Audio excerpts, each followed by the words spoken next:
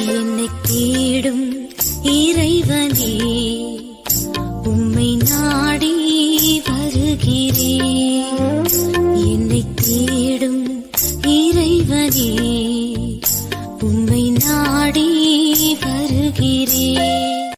April 9 இன்றைய தியானத்தின் தலைப்பு நன்மைக்கு தீமை. வாசிக்க வேண்டிய திருமறை பகுதி ஆதியாகமம் 44 அதிகாரம். என் தகப்பனுக்கு நேரிடும் தீங்கை நான் எப்படி காண்பேன்? ஆதியாகமம் 44:34. இந்த அதிகாரத்திலுள்ள 34 வசனங்களும் நடந்த கதையை, உரையாடல்களை உள்ளது உள்ளபடி சொல்லுகின்றன. யோசேப்பு எப்போது தன் சகோதரரை பார்த்தானோ அப்போதே தன் குடும்பத்தை, தகப்பனையும் கூட எகிப்துக்கு அழைத்து வர திட்டமிட்டு விட்டான். இது சொல்லி நடக்கிற காரியம் அல்ல என்பதையும் அறிவான். எனவே திட்டமிட்டு முதலில் பென்யமீனை அழைத்து வரச் செய்கிறான். பென்யமீன் வந்த பின் பென்யமீனையே தூண்டில் மீனாக பயன்படுத்தி தன் தகப்பனை அழைத்து வர திட்டமிட்டான். யோசேப்பின் நுட்ப மதி சகோதரருக்கு இல்லை.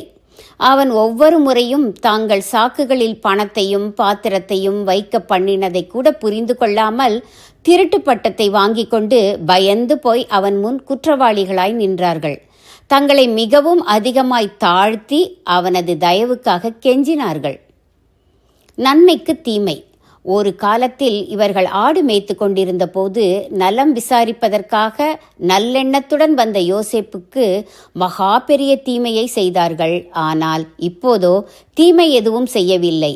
இப்போதோ நீங்கள் நன்மைக்கு தீமை செய்தது என்ன என்று யோசேப்பு வீட்டு விசாரணைக்காரன் மூலம் கேட்கிறான்.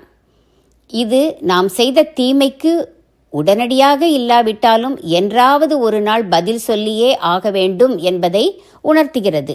கிறிஸ்தவர்களாகிய நாம் நியாய தீர்ப்பு நாளில் நாம் செய்த தீமைகளுக்கெல்லாம் பதில் சொல்ல வேண்டும் என்பதை மனதில் கொண்டவர்களாக நன்மையோ தீமையோ செய்து கொண்டே இருக்கலாம்.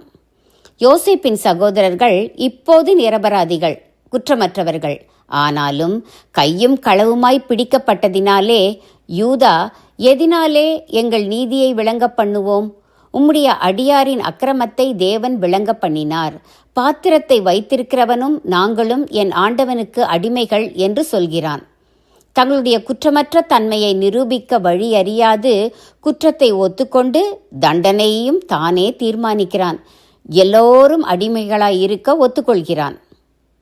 யோசேப்போ தன் தகப்பனை வரவழைக்க பென்யமீன் ஒருத்தன் மட்டும் போதும் என்பதால் பாத்திரத்தை வைத்திருக்கிறவனே தனக்கு அடிமையாக வேண்டும் என்றபோது பென்யமீனை அனுப்பிவிடும்படி யூதா யோசேப்பிடம் கெஞ்சுகிறான்.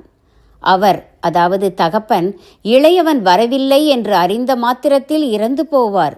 என் தகப்பனுக்கு நேரிடும் தீங்கை நான் எப்படி காண்பேன் என்று யூதா வேதனையோடு யோசேப்பிடம் மன்றாடுகிறான். யோசேப்பு என்ன செய்கிறான் என்று நாளை பார்ப்போம்.